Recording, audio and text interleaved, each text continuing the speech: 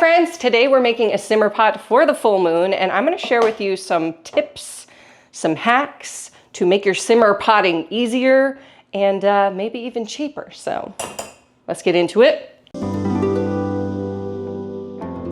Gotta start off with our water. So the full moon, we want to cleanse the energy. We want to clear all that shit out. So I've got a bunch of different citruses. Citruses are all good for cleansing. Simmer pots in general are good for cleansing. We've got some limes that are hard as rock. They're about to turn bad. These are great for simmer pots. We've got a lemon that this one is about to turn. It's very squishy. I bought it at the same time as another one, and I picked it up and it was covered in mold. So this is perfect for a simmer pot.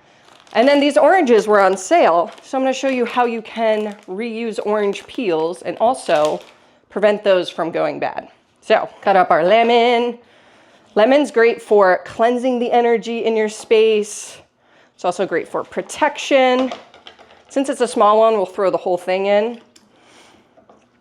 And then limes, they're great for cleansing as well. They're also really good for sleep. I don't know about you, but for me during the full moon, I always sleep like crap. So we'll want to throw those in.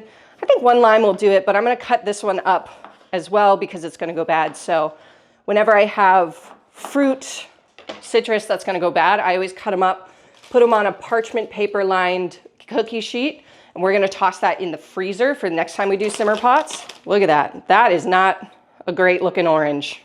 Perfect for this simmer pot. So oranges are great for, again, cleansing, but also bringing in joy, happiness, abundance, positive energy, all the things that we want in our home, right? Don't worry about the stickers. You can cut those up, keep them in there. Now for the rest of these oranges, if you are someone who likes to eat oranges, you're going through like a clementine phase, you can take the peels, throw them in the freezer, and use those in your simmer pot. If you are someone who, you're like me, and you have a bag of oranges that's about to go bad, again, we just cut them up, toss them on that baking sheet, and you can freeze them for the next time you use a simmer pot. If you have a dehydrator, you can dehydrate oranges. You can then use them in your simmer pots, in your spell jars. You can make spelled wreaths with them, which could be a fun video. If you want to see how to make a magical wreath, let me know. We're just going to put all of these out there. You can have them touching. It doesn't really matter. I tend to throw just like a couple slices in when I am doing a simmer pot, so I don't mind if they touch, but if you want them to be all separate when they're frozen, you'll want to separate them. So we've got 2 more oranges here to throw in the freezer.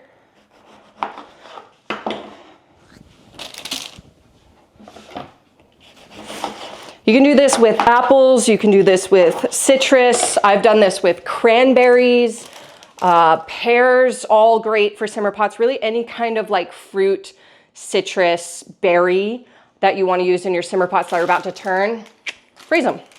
Now we're going to put them in the freezer flat. And then once these are frozen, we're just going to throw them into a Ziploc baggie and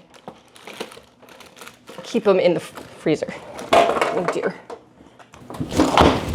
Okay, so we have all of this citrus. Now this is going to be great, again, for cleansing the energy, helping with sleep, bringing joy into your home. But a lot of citrus in a simmer pot is great, but it can feel a little bit floaty, right? We have all of these like really high cleansing, releasing things. We want something that's going to tether us to the ground in this simmer pot, especially during the full moon when we might already feel a little bit floaty. So I'm going to go with cloves for this. Cloves are great for confidence and protection, but they're also great to add that grounding quality to the energy as well. So it doesn't just totally feel like we're floating off into space. Think about like a tree that is growing really, really big and wide. We need really strong roots with it. That's what the cloves are going to help us achieve. We're also going to add a little bit of chamomile. I don't know about you, but I am moody as F when it comes to the full moon. And again, to help with sleep. So it's going to help relieve stress, help take the edge off your mood, release anger, help with sleep. And then finally, we're going to top it off, of course, with a little bit of salt for protection. Beep, beep, beep, beep, beep, beep, beep, beep, beep, beep, beep, beep, beep, beep. Now this simmer pot's gonna be a great one to put on the stove and simmer while you're doing some of your full moon chores.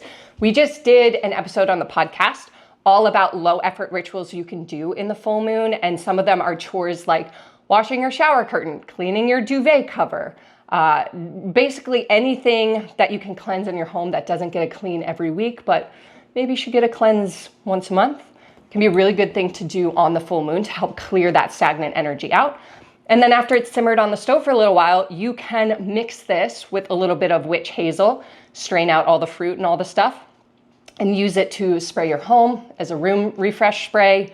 You can put a little bit in your mop water with your soap. You can use it around your house until the next full moon. And bonus, if you take that spray bottle, put it out under the full moon, now it's charged with the moon's energy. Let me know what simmer pot you want to see next in the comments. Subscribe for more and go make one. Happy full moon.